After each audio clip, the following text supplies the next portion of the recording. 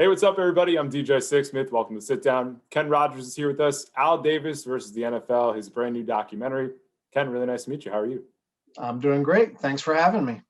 So I love your work. I've seen a bunch of your 30 for 30s and the Belichick saving film. And there's something about you and technology, which is really interesting and how you kind of play with the camera. But we get deep fake technology here. We feel like Al Davis is in the room and Pete Rozelle. I mean, how the hell did you pull this off, man?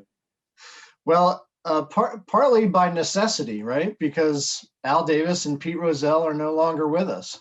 And that was one of the first challenges we faced as filmmakers at NFL Films was we want to tell this story about this relationship, and they're not with us. So how do we do it? The people around them aren't with us anymore. And we don't want to tell the story through third-hand accounts and people who are on the outskirts of this relationship. That doesn't seem fair to the story. So we want to tell the story through these two incredible characters' point of view. And in the past, many films have cast actors and put wigs on them and done that sort of thing. And okay, we could do that, but the problem was always that doesn't look like person X and doesn't sound like person X. And then you cut to the archive footage and well, you just sort of feel a disconnect between the person you've cast and the archive footage. And so we started thinking, there's this new deep fake technology. And so what we came up with is really this mix of many things. So we had stand-ins on set at Allegiant Stadium who were of the correct build and weight and height of both Al and Pete. And they had prosthetics.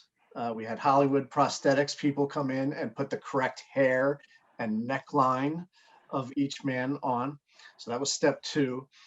And then we had step three, our digital deep fake artist put the faces of Al and Pete onto the footage.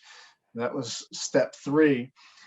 Step four, we wrote the dialogue ourselves as filmmakers based on archives, based on the actual transcripts that we have collected over decades of these two men's careers. That's step four. And then we had to voice those transcripts. And we did that with world-class impressionists and voice actors. So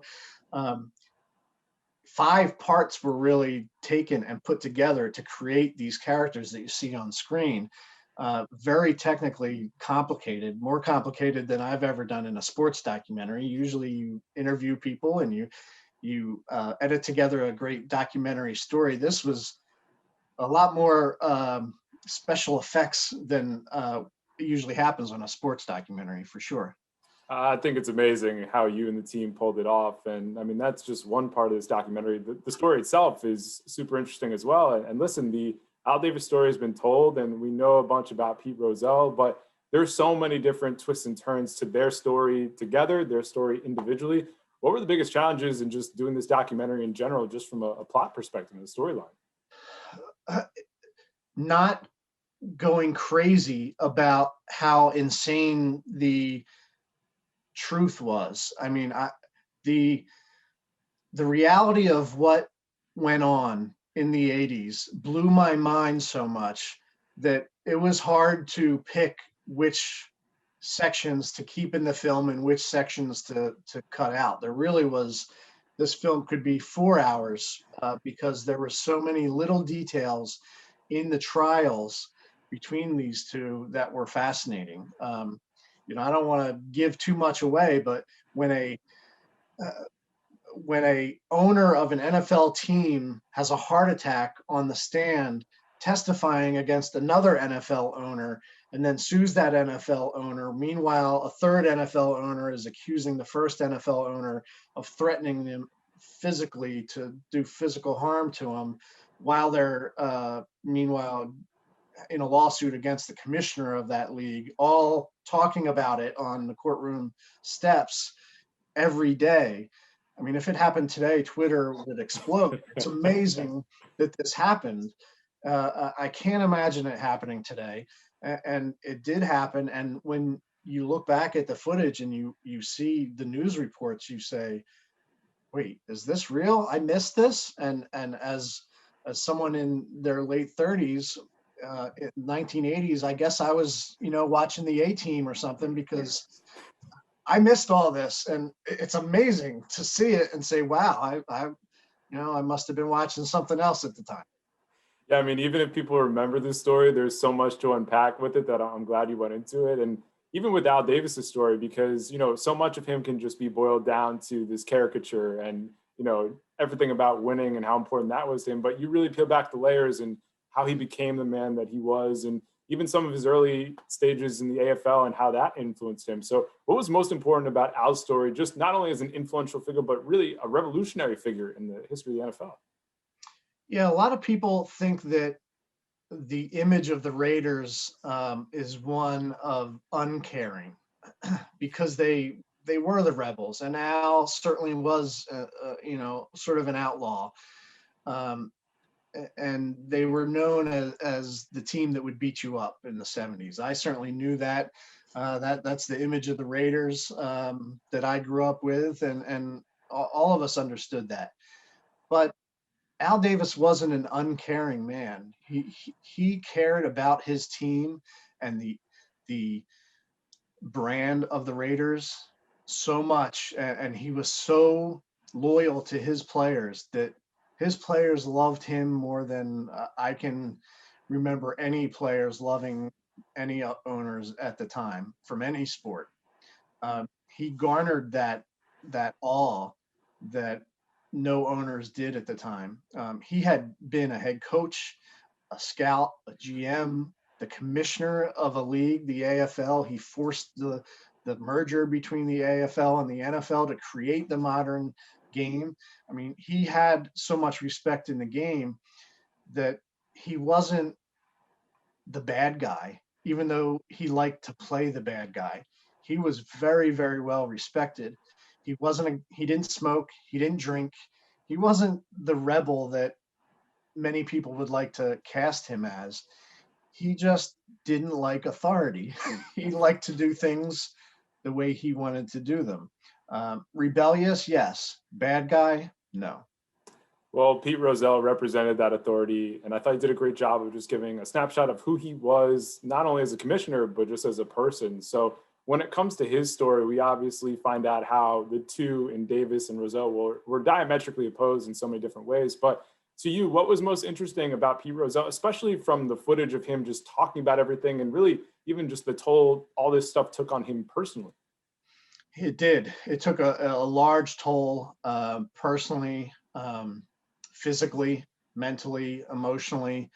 Um, he lived the National Football League. He was named commissioner very young, 33 years old. I mean, that's pretty young to be in charge of a league that became what it did, and most of that success was because of him. He saw things that no one saw coming. The importance of television. He created and backed NFL films that I work for. The documenting of a league in film, and really that led to the creation of sports television the way it is today. Marketing and branding the way no one saw was important at the time. And it weighed on him. He wanted everything to go smoothly. And he was a collaborator. Al was about competition. He wanted to compete with you. If he were walking down the hallway and you came out of a doorway and walked next to him, he was going to beat you down that hallway. Pete would put his arm around you and would want to finish at the same time as you. He was a collaborator, and he wanted everyone to get along. That was his job, is to get all the owners on the same page and to all peacefully coexist. And he never really got the idea that that was impossible. He never understood that in business that's not going to happen.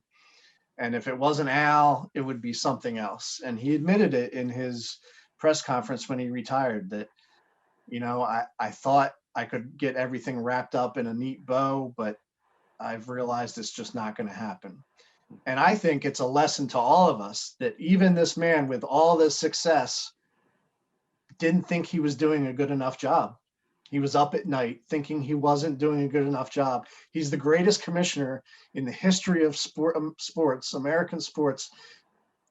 He's lauded as the greatest sportsman of all time, probably. And he was up at night thinking he didn't do a good enough job. If that's not a lesson for all of us, I don't know what is. Yeah, I mean, it just speaks to the fact that we're all humans and we all struggle and we all fail and we all have things we fixate on too. And clearly, Al Davis was fixated on a stadium for decades. And the irony is that after he's gone, there was this beautiful stadium in Las Vegas, and his son realizes how special that would have been. But what do you think Al Davis would have thought of that brand new stadium that you got to spend time at and, has been such a huge impact for Vegas right now? Oh, and it's a fantastic stadium. It's really great. I think he would be thrilled. I think he would say, "This is what I wanted." Not just the actual stadium, which he actually, wanted the amenities. He wanted to attract players into a new facility and a new stadium. He wanted to give the fans a world-class experience because he was way ahead of his time in realizing that people don't just want to go to see a game.